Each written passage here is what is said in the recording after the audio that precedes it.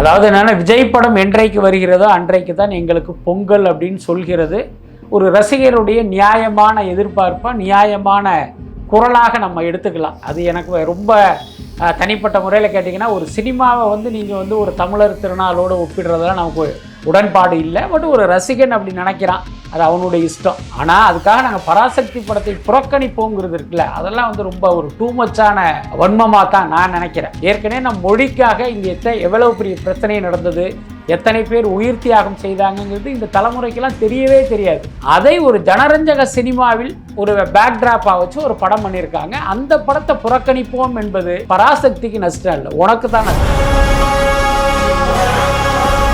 நீங்கள் தியேட்டரில் போய் நின்றுக்கிட்டு தீய சக்தி, அந்த சக்தி, இந்த சக்தி அப்படின்னா அங்கே படம் பார்க்க வருகிறவர்கள் எரிச்சல் அடைவாங்க. உனக்கு பிடிக்கல, ஆனால் அந்த படத்தை பார்க்கணுன்னு எத்தனை பேர் முன்பதிவு பண்ணியெல்லாம் வந்திருப்பாங்க. அங்கே வந்து நீ கத்தும் போது பார்த்தீங்கன்னா உன் மீது வெறுப்பு வரும். உன் மீது உள்ள வெறுப்புங்கிறது தாவேக்கா மீது திரும்பும். அப்போ இதன் மூலமே தெரியுது இவர்களுடைய நோக்கங்கிறது வேறாக இருக்குன்ட்டு. ஆனால் திமுகவுடைய இந்த வன்ம தாக்குதலுக்கு ஏன் சிவகார்த்திகேயன் வந்து அது ஆதரவு கொடுத்தார் அப்படிங்கிறது தான் ஒரு கேள்வி. உங்களுக்கு விஜய் மேலே என்ன கோபம் இருந்தாலும் வேறொரு படத்தை வச்சு பண்ணுங்க, என் படத்தை பயன்படுத்தாதீங்க அப்படின்னு சொல்லியிருக்கலாம். அதை சொல்லாமல் அமைதி காத்தது இன்னைக்கு சிவகார்த்திகேயனுக்கு ஒரு தீராத களங்கத்தை கொடுத்தது மட்டும் இல்லை, விஜய் ரசிகர்கள்ட்ட பார்த்தீங்கன்னா இவர் ஒரு துரோகியா, ஒரு எதிரியா வந்து ரெஜிஸ்டர் ஆகிட்டார். பச்சை குத்தியதற்கு சமம். விஜய் ரசிகர்கள் இன்னொரு 50 வருஷம் கழிச்சு தட்டி எழுப்பி யாருப்பா உங்களுக்கு எதிரினா அஜித்தையெல்லாம் மறந்துடுவாங்க. சிவகார்த்திகேயன் சொல்கிற அளவுக்கு இந்த சம்பவம் அவர்கள் மனசுல வந்து ஆழமா பதிஞ்சிருச்சு. படமும் வரலன்னும் போது ஆமா, அது இன்னொன்று படம் வராத கோபமும் இதுக்குள்ளார சேர்ந்து பாய்காட் பராசக்தி, அப்புறம் நீங்க சொன்ன மாதிரி தியேட்டர்ல வந்து தீய சக்தி இந்த மாதிரி பயங்கரமா மாறி வந்து இன்னைக்கு பராசக்தியினுடைய வெற்றிக்கே வேட்டு வச்சுட்டாங்க. விஜய் படம் வந்து தான் கண்டிப்பா அடிபட்டு. உலகெங்கும் வாழும் தமிழ் நெஞ்சங்களுக்கு கிறிஸ்டியின் அன்பு வணக்கம். நம்மோட சினிமா விமர்சகர் வலைப்பேச்சு பிஸ்மி இருந்திருக்காரு. வணக்கம் சார். வணக்கம். இப்போது வந்து விஜய் அவர்கள் படம் ஜனநாயகன் எப்போ வருதோ அன்னைக்கு தான் எங்களுக்கு பொங்கல், நாங்கள் கலெக்ஷனில் நீங்கள் கவலையப்படாதீங்க கேவின்னு சொல்லிட்டு ஏகப்பட்ட பதிவுகளை பார்க்குறோம். அதோடு சேர்த்து பராசக்தியை நாங்கள் பார்க்க மாட்டோம்னு புறக்கணிக்கிறது இருக்கு இல்லையா? இது ரெண்டு விஷயத்தை எப்படி பார்க்குறீங்க?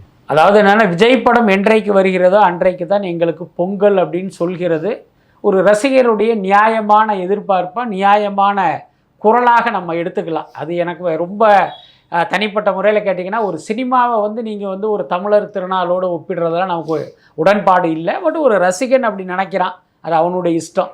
ஆனால் அதுக்காக நாங்கள் பராசக்தி படத்தை புறக்கணிப்போங்கிறது இருக்குல்ல, அதெல்லாம் வந்து ரொம்ப ஒரு டூ மச்சான வன்மமாக தான் நான் நினைக்கிறேன். இன்னொன்று, பராசக்தி அப்படிங்கிறது ஒரு வழக்கமான மசாலா படம். நீங்கள் வேறொரு படத்தை இந்த காரணத்துக்காக எதிர்த்தா கூட அதை நம்ம பெருசாக கண்டுக்க வேண்டியதில்லை. சரி, ரசிகர்களுக்கு தெரிஞ்சது இவ்வளவு தான், அவங்க அறிவு அவ்வளோதான்ட்டு நம்ம கடந்து போயிடலாம். ஆனால் பராசக்தி அப்படிங்கிறது பார்த்திங்கன்னா தமிழின் மிக முக்கியமான படம். எல்லாத்துக்கும் மேலே நான் ஏற்கனவே சொன்ன மாதிரி இது ஒரு வரலாற்று ஆவணம். ஏற்கனவே நம் மொழிக்காக இங்கே எவ்வளவு பெரிய பிரச்சனை நடந்தது, எத்தனை பேர் உயிர் தியாகம் செய்தாங்கிறது இந்த தலைமுறைக்கெல்லாம் தெரியவே தெரியாது. அதை ஒரு ஜனரஞ்சக சினிமாவில் என்ன ஒரு பேக்ட்ராப்பாக வச்சு ஒரு படம் பண்ணியிருக்காங்க. அந்த படத்தை புறக்கணிப்போம் என்பது பராசக்திக்கு நஷ்டம் இல்லை, உனக்கு தான் நஷ்டம். ஏன்னா உனக்கு நம்மளுடைய மொழி வரலாறே தெரியாது.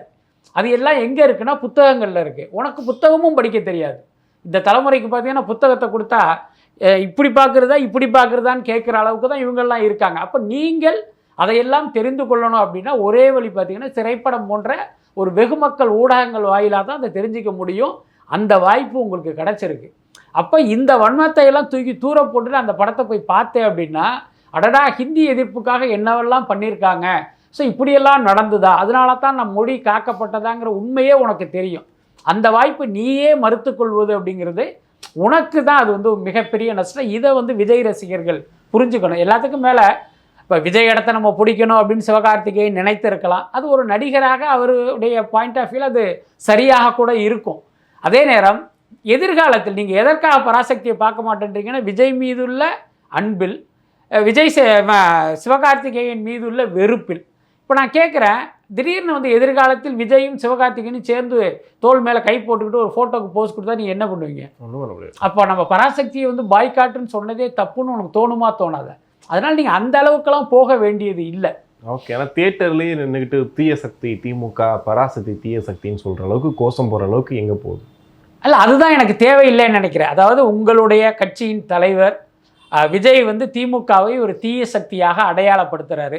அது உங்களுக்கு உடன்பாடாக இருக்கும், ஏன்னா நீங்களும் அந்த கட்சியை சேர்ந்தவர் தானே. அப்போ விஜய் சொன்ன அந்த கருத்தை நீங்கள் மக்கள்கிட்ட எடுத்துகிட்டு போங்க. திமுகங்கிறது ஒரு தீய சக்தி, இன்ன காரணத்தினால் அது தீய சக்தி அப்படின்னு ஒரு பிரச்சாரமாக நீங்கள் கொண்டு போனீங்க அப்படின்னா அதற்கு வந்து பலன் கிடைப்பதற்கு வாய்ப்பு இருக்குது. நீங்கள் தியேட்டரில் போய் நின்றுக்கிட்டு தீய சக்தி, அந்த சக்தி, இந்த சக்தி அப்படின்னா அங்கே படம் பார்க்க வருகிறவர்கள் எரிச்சல் அடைவாங்க. உனக்கு பிடிக்கல, ஆனால் அந்த படத்தை பார்க்கணுன்னு எத்தனை பேர் முன்பதிவு பண்ணியெல்லாம் வந்திருப்பாங்க. அங்கே வந்து நீ கத்தும் போது பார்த்தீங்கன்னா உன் மீது வெறுப்பு வரும். உன் மீது உள்ள வெறுப்புங்கிறது தாவேகா மீது திரும்பும். அப்போ தாவேகாவுடைய வெற்றி வாய்ப்பே அதை பாதிக்கும். இதையெல்லாம் விஜய் ரசிகர்கள் வந்து கொஞ்சம் பிராடாக யோசிக்கணும். நீங்கள் ரொம்ப ஒரு நேரோவாக யோசிக்கிறீங்க. எல்லாத்துக்கும் மேலே ஒரு கட்சி தொடங்கியாச்சு, 2 வருஷத்துக்கு மேலே வந்தாச்சு, இதோ தேர்தலை சந்திக்க போகிறீங்க, இன்னமும் நீங்கள் ஒரு விசிலடிக்கிற ரசிகனாகவே இருப்பது அப்படிங்கிறது உங்களுக்கு நல்லதோ இல்லையோ விடுங்க, ஆனால் விஜய்க்கு நல்லது இல்லை.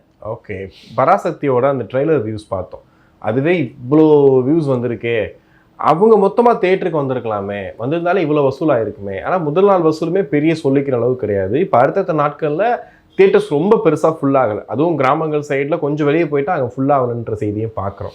என்ன காரணம்னு நினைக்கிறீங்க? அதாவது இந்த ட்ரெய்லர் வியூஸ் அப்படிங்கிறது பார்த்தீங்கன்னா அது ஒரு மிகப்பெரிய மோசடியாக தான் நான் பார்க்குறேன். நிச்சயமாக அவ்வளோ வியூஸ் வந்திருப்பதற்கு வாய்ப்பு இல்லை, அதை நான் வந்து ரொம்ப உறுதியாக சொல்கிறேன். இது எப்படி இந்த வியூஸ் வந்துச்சு அப்படிங்கிற டெக்னிக்கலாக நான் போகலை, அதை பற்றி நமக்கு ஓரளவுக்கு தான் தெரியும்.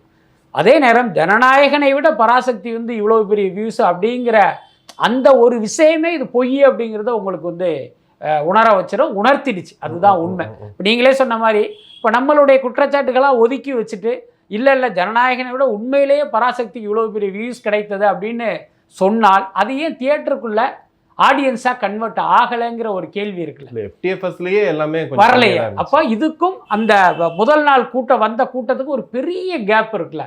அப்போ இதன் மூலமே தெரியுது இவர்களுடைய நோக்கங்கிறது வேறாக இருக்குன்ட்டு. ஆனால் இந்த படத்தை தயாரித்த டான் பிக்சர்ஸுக்கு விஜய் மீது ஒரு பெரிய வன்மம் இல்லை என்றாலும் அந்த படத்தை வெளியிட்ட ரெட் ஜெயண்ட் நிறுவனத்துக்கு அதனுடைய உரிமையாளருங்கிறது உதயநிதி தான். ரெக்கார்டு வைஸ் அது இன்பநிதி, கிருத்திகா, உதயநிதினு மாறினாலும் எல்லாருக்கும் தெரியும் உதயநிதியுடைய நிறுவனம் தான்ட்டு.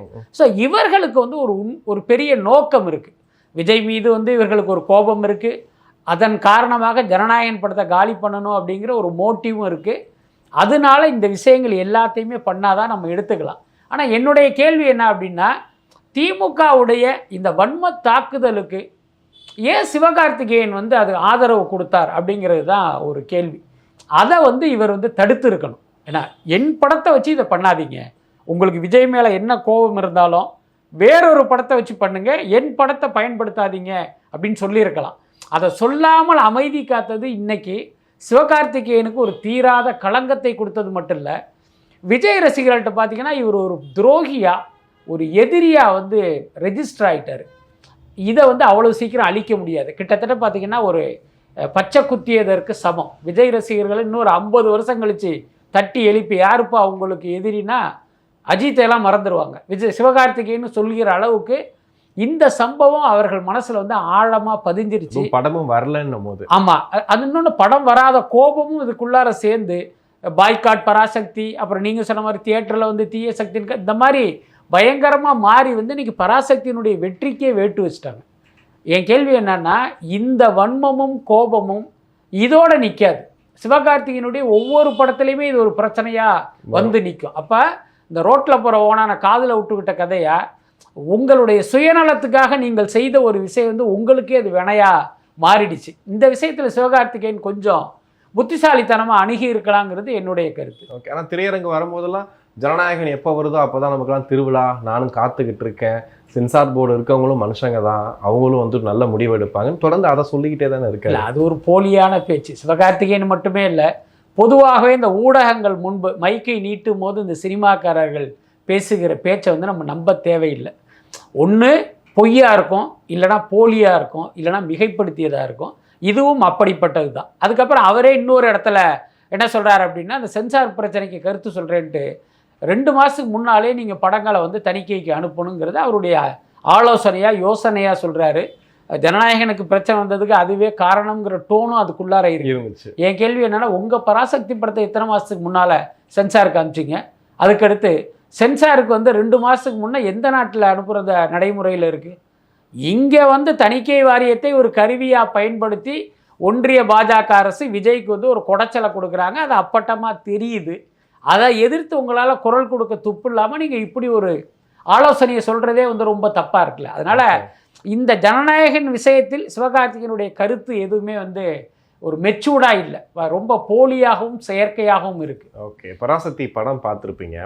படம் முழுக்க வந்து அந்த காலகட்டம் காங்கிரஸோட ஆட்சி காலம். கடைசியாக இந்திரா காந்தி காட்டும் போது வரைக்கும் சரி, அவங்கள வந்து ஒரு முடிவெடுக்கிற இடத்துல காட்டினாங்க. ஆனால் இந்த கலவரம், இந்த பொள்ளாச்சி பிரச்சனை, இதுக்கெல்லாம் யார் காரணம் பார்த்தா அங்கே காங்கிரஸ் தானே அங்கே ஆட்சியில் இருந்துச்சு. அப்போ திமுக தெரிஞ்சே காங்கிரஸை வந்து இதில் வந்து மாட்டி விட்டாங்களாம். ஏன்னா இப்போ பாஜகலேருந்து நிறைய பேர் சொல்கிறது காங்கிரஸ் செய்த கொடுமையை வந்து வெளிப்படுத்தியிருக்காங்க பராசக்தியை, தயவுசெய்து இந்த படத்தை போய் பாருங்கன்னு இப்போ அண்ணாமலை கூட எல்லாரும் பேசிகிட்டு இருக்காங்க. நீங்கள் எப்படி பார்க்குறீங்க? இல்லை, உண்மைதானே. இன்னொன்று, இந்த கதையை நீங்கள் கையில் எடுக்கும் போதே உங்களுக்கு தெரியும் இதை வந்து படமாக எடுத்தோம் அப்படின்னா இது காங்கிரஸுக்கு நெகட்டிவாக மாறும் அப்படிங்கிறது உங்களுக்கு தெரியும். தெரிஞ்சு தான் இந்த படத்தை நீங்கள் எடுத்துறீங்க. இன்னும் சொல்லப்போனால் இந்த படத்தை இவர்கள் தயாரித்ததற்கான காரணம் கூட இதுவாக இருப்பதற்கு வாய்ப்பு இருக்குது. அதோட அர்த்தம் என்னன்னா, வர்ற தேர்தலில் என்ன இருந்தாலும் காங்கிரஸ் நடைய கட்டிடுவாங்க அல்லது தாவேக்காவுக்கே போயிடுவாங்க அப்படிங்கிறதெல்லாம் முன்கூட்டியே உணர்ந்து சரி இப்படி ஒரு படத்தை எடுத்து அவங்கள காலி பண்ணுவோன்னு கூட அவங்க நினச்சிருக்காங்க. எல்லாத்துக்கும் மேலே அது வந்து ஒரு வரலாற்று உண்மை. அதை வந்து நீங்கள் யாருமே வந்து மறுக்கவும் முடியாது, அதை மாற்றியும் எடுக்க முடியாது. பட் திமுக நினைத்தது போல் இப்போ நடந்தது தான் பெரிய ஆச்சரியம். இந்த படம் வருவதற்கு முன்பே பார்த்தீங்கன்னா இவர்கள் வந்து ஆட்சி அதிகாரத்தில் பங்கு அப்படின்னு ஒரு வாய்ஸ் அவுட் பண்ணி இன்றைக்கி திமுக கூட்டணியிலிருந்து வெளியாவதற்கான ஒரு சூழல் வந்து உருவாகிடுச்சு. முட்டை முடிச்செல்லாம் கட்டிட்டு ரெடியாக இருக்காங்க. ஒரு ஆணை வந்தால் போதும், அப்படியே வேறு இடத்துக்கு போயிட வேண்டியது, அந்த இடத்துக்கு வந்துட்டாங்க. ஸோ அந்த வகையில் பார்த்தீங்கன்னா பராசக்தி மூலமாக காங்கிரஸை காலி பண்ணணும் அப்படிங்கிற திமுகவுடைய நோக்கம் நிறைவேறியதாக கூட நம்ம எடுத்துக்கலாம். பட் அதே நேரம் இந்த படம் பாஜகவினருக்கு நன்மை செய்திருக்கிறது. அதை நம்ம ஒத்துக்கிட்டு தானே. ஏன்னா அவர்களுக்கும் காங்கிரஸ் தான் எதிரி, ரைட்டா? இப்போ அவர்களை குற்றம் சொல்வதற்கு இந்த படத்தை அவங்க பயன்படுத்துவாங்க. கிட்டத்தட்ட அண்ணாமலையினுடைய பேட்டியெல்லாம் பார்க்கும்போது அப்படித்தானே நமக்கே தோணுது. ஓகே, இப்போது பராசக்தி படத்தை வெளியில் ரிவ்யூ பண்ண போன அந்த கேமராமேனு பல சேனல்ஸ்க்கு வந்து அவங்களே ஒரு சில குழு வந்து உங்களுக்கு இவ்வளோ காசு தரோம், கொஞ்சம் பாசிட்டிவாக போடுங்க அப்படின்னு சொன்னதாக கேள்விப்படுறோம். நிறைய பேர் போனவங்களும் சொல்கிறாங்க. இது எல்லா படத்துக்கும் நடக்குதா இந்த படத்துக்கு? ஏன்னா இந்த பராசக்தி பார்த்தீங்கன்னா ஹெல்மெட் போட்டு வந்தவங்க எல்லாத்துக்கும் வந்து ஃப்ரீ டிக்கெட் கொடுக்குறது, நிறைய இடங்களில் ஃப்ரீ டிக்கெட்டில் படம் பார்த்தேன்னு சொன்னாங்க. ஸோ இதெல்லாம் நடந்துக்கிட்டு தான் இருக்கா? இல்லை, பொதுவாகவே பெரிய படங்கள் வரும்போது அந்த படத்தினுடைய டிக்கெட்டை வாங்குவதற்கு ஒரு பக்கம் ஒரு போட்டி நடக்கும், ஒரு அடிதடி நடக்கும், தெரிஞ்சவங்க மூலமாக ட்ரை பண்ணுவாங்க, அப்படி இப்படிலாம் நடக்கும். ஆனால் இன்னொரு பக்கம் பார்த்தீங்கன்னா அந்த டிக்கெட்டு ஜஸ்ட் லைக் தட்டுன்னு சிலருக்கு இலவசமாகவே கிடைக்கும். அதோட அர்த்தம் என்னன்னா, பல தியேட்டர்களில் பல காட்சிகளை இந்த பெரு நிறுவனங்கள் வந்து புக் பண்ணிடுவாங்க. புக் பண்ணிவிட்டு என்ன பண்ணுவாங்கன்னா, இப்போ அவங்களுடைய நிறுவனம் அல்லது ஒரு ப்ராடக்ட்டுக்கான ப்ரொமோஷனாக இந்த டிக்கெட்டுகளை ஃப்ரீயாக கொடுப்பாங்க. ஸோ அப்படி ஃப்ரீயாக கொடுப்பதாலேயே அந்த படத்தை வந்து நம்ம குறைச்சி மதிப்பிட வேண்டிய அவசியம் இல்லை. அந்த மாதிரி கூட பராசக்தியுடைய டிக்கெட்டை வாங்கி ஹெல்மெட் போட்டு வந்தவங்களை ஊக்குவிக்கிறதுக்கெல்லாம் கொடுத்ததாக கூட நம்ம எடுத்துக்கலாம். அதுக்கப்புறம் நீங்கள் சொன்ன அந்த யூடியூப் சேனல்களிடம் பேசப்பட்ட அந்த விஷயம், அது குறித்து நமக்கு உறுதியாக தகவல் இல்லை. பட் அதே நேரம் நம்ம ஏற்கனவே பல பேட்டிகளில் சொன்னால் கிட்டத்தட்ட ஒரு மாதத்துக்கு முன்பே சிவகார்த்திகேயன் தரப்பிலிருந்து பல யூடியூப் சேனல்களை அவங்க அப்ரோச் பண்ணி ஒரு சேனலுக்கு 50,000 ரூபா தருவதாக சொல்லி 15,000 ரூபா அட்வான்ஸ் கொடுத்தாங்க. படம் வரும்போது உங்களுக்கு 35,000 தர்றேங்கிற அளவுக்கெல்லாம் ஒரு பேச்சுவார்த்தை நடந்தது. அதோட அர்த்தம் படத்தை பாசிட்டிவாக பேசணும், சிவகார்த்திகேயன் மீதான அந்த நெகட்டிவ் பிரச்சாரத்துக்கு ஒரு பதிலடியாக வீடியோ போடணும். அப்புறம் இன்னும் வெளிப்படையாக சொல்லணும்னா சிவகார்த்திகேயனை நெகட்டிவாக பேசுகிற என் போன்றவர்களையும் கழுவி ஊற்றணுங்கிற ஒரு பெரிய அசைன்மெண்ட்லாம் கொடுக்கப்பட்டது. ஆனால் ஒரு தியேட்டருக்கே வந்து அங்கே மைக்கு பிடிச்சி நிற்கிறவன்ட்ட வந்து நான் உனக்கு பணம் தர்றேன், நீ பாசிட்டிவாக பேசுன்னு சொல்லியிருப்பாங்களாங்கிறது எனக்கு தெரியல. ஒருவேளை யாராவது ஆர்வ கோளாறு ரசிகர்கள் சிவகார்த்திகேயனுக்கு எதோ நல்லது பண்ணுறதா நினச்சிட்டு அப்படி ஒரு முயற்சியில் இறங்கினாங்களாங்கிறது நமக்கு தெரியாது. ஓகே, இப்போ நிறைய பேர் சொல்கிறது நல்ல வேளை ஜனநாயகன் வரல, இந்த நேரத்தில் வந்திருந்தா பராசக்தியோட ரிசல்ட்டுக்கு நிற்க முடியாது, கண்டிப்பாக பராசக்தி பின்னாடி வந்திருக்கும் அப்படின்னு சொல்லிட்டு. ஆனால் இந்த 10 நாள் வந்து பராசக்திக்கு ஒரு பெரிய லக்கு இல்லையா? தொடர்ந்து இப்போ லீவ் இருக்கிற விஷயங்கள் நிச்சயமா. அதனால தானே அவங்க அந்த தேதியை அவங்க வந்து தேர்ந்தெடுத்தாங்க. பொதுவாகவே தமிழ் சினிமாவுக்கு வந்து ஒரு ஜாக்பாட் பீரியட் அப்படின்னா பொங்கல், தீபாவளி, ஆகஸ்ட் 15, விநாயகர் சதுர்த்தி, ஆயுத பூஜை, இந்த மாதிரியான அந்த விடுமுறை காலத்தை சொல்லுவாங்க. அதில் முக்கியமான விடுமுறை என்னன்னா பொங்கல் தான் வந்து ஒரு பெரிய ஜாக்பாட். அந்த தொடர் விடுமுறை வரும்.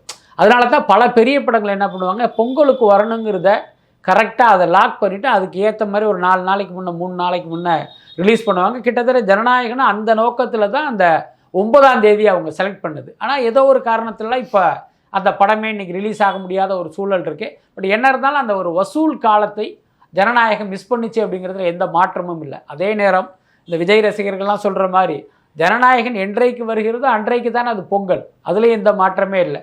கண்டிப்பாக அன்றிலிருந்தே தியேட்டர்கள்லாம் பெரிய அளவில் களை கட்ட ஆரம்பிச்சிடும். ஒரு வாரம் 10 நாள் கூட அந்த படத்துக்கு வந்து ஒரு பெரிய கொண்டாட்டம் இருக்கும். ஓகே, அதனால என்னை பொறுத்த வரைக்கும் ஜனநாயகனுடைய வசூலை இவர்கள் தடுக்கவில்லை, தாமதப்படுத்தி இருக்கிறார்கள். அப்படிதான் நான் நினைக்கிறேன். இபிஎஸ் ஒரு பக்கம் பெரிய கட்சி வருது, பெரிய கட்சி இன்னைக்கு வரைக்கும் பேசுறாரு.